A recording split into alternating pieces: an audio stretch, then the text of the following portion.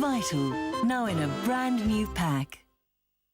Maar die mannen gooi die compliments vandaag. Is eerst die sexy Kia, dan is the beautiful Andrea. But yes, indeed, in our health talk with Andrea Duplessis today, we are talking all about bacteria and how to keep it out of your food because we want to keep it clean and healthy so that you can get all of the benefits from it. Good morning to you, Andrea. Good morning. But before we start, I've got a surprise for you first. I've wanted to give you a present for a very long time because you bring so much to the family. Oh my goodness. But you got to close your eyes. It's a really, really big surprise. Okay, so close your eyes. Okay, all right. So close your eyes and then, okay, all right.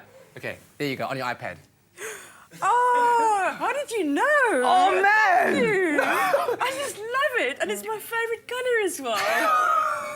Okay, the idea was she was supposed to go. Can I put it on my shoulder? You can put it on your shoulder. All right, all right. Put that on the table for now. Let's talk real things here. Our food, I mean, it's...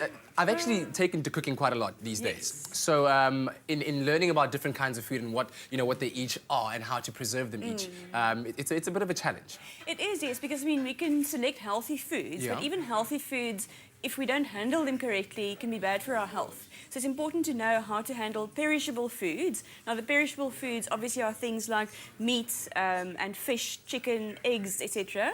And that's why we need to keep them in the fridge because bacteria can potentially contaminate the food. Yes, and we all know what a rotten egg smells like. We don't want that in our fridge at all. And we all also know what happens if you eat chicken that's off. It makes you very ill. Yes. So it's important to know how to store those foods and, you know, that's... So in talking about, let's say, different categories of food, is it as simple as just perishable and non-perishable? Well, there are also semi-perishable foods. Okay. So we're looking at things that you can store for a while, like your grains. So if you look at breakfast cereals and things like that you keep in the cupboard, also things like crushed wheat that one could use in salads and things like that, they don't have an indefinite shelf life. So we need to make sure that we use foods before they expire. If you look at mueslis and things like that. And then you get those that do have kind of... Yes, a very long shelf life, like dried lentils and beans and spices keep quite long. And those fall under the non-perishable. They're non-perishable, okay, that's so we correct. got perishable, semi-perishable, non-perishable. Yes. Okay, so when it comes to, let's say, keeping our food clean, right? Yes. How do we go about that, especially in the preparation thereof and afterwards? Well, I'd like to start with the storage. If you look at raw meats, especially chicken, eggs, cheeses, all those different types of foods, it's important to keep them separately in the fridge, especially not to them to physically have contact with other foods. Oh, okay. Because raw chicken, for instance, contains salmonella bacteria in small quantities. And obviously when we cook it, we kill it,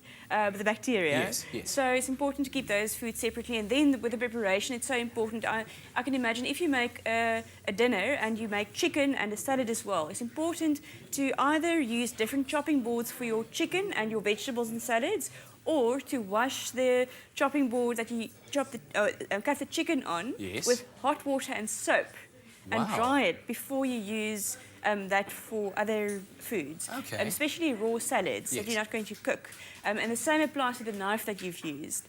And ideally, you should have separate chopping boards and you can colour code them for your fish, meat, chicken and for your vegetables or fruits. That much? Yes. Wow. But I mean, I see like lots of households also have these glass chopping boards. Obviously, glass washes a lot easier and dries quicker as well. But as long as you wash it in between. Okay, so you've got to make sure that you do that. That's right. Yes. Okay. So when it comes to cooking it, what are your tips there? Well, you know, let's look at chicken because that's a very good example. It's important to cook it properly, especially if it's on the bone. So there shouldn't be any visible pieces of raw chicken, especially close to the bone. And also then thereafter, if you've got leftovers, it's very important to store that under controlled temperatures. So you should not keep that at room temperature.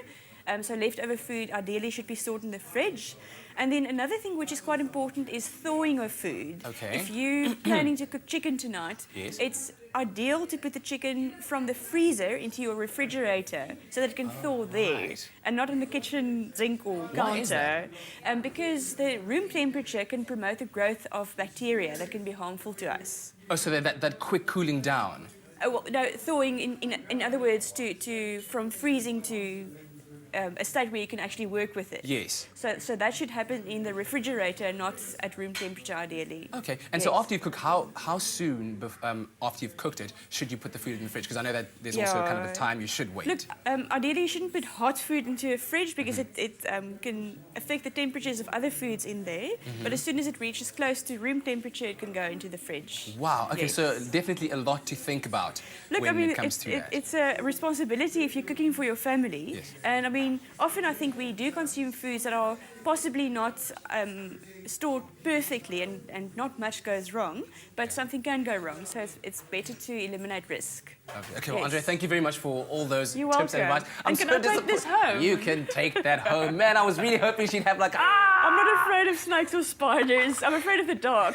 But I can tell you the ladies in the green room, they are going, because we have with us in studio Jonathan Boynton Lee, who's the winner of the My Top Billing Dream reality show. He was crowned yesterday. We're going to have more of him right here on the show after the break. Vital, now in a brand new pack.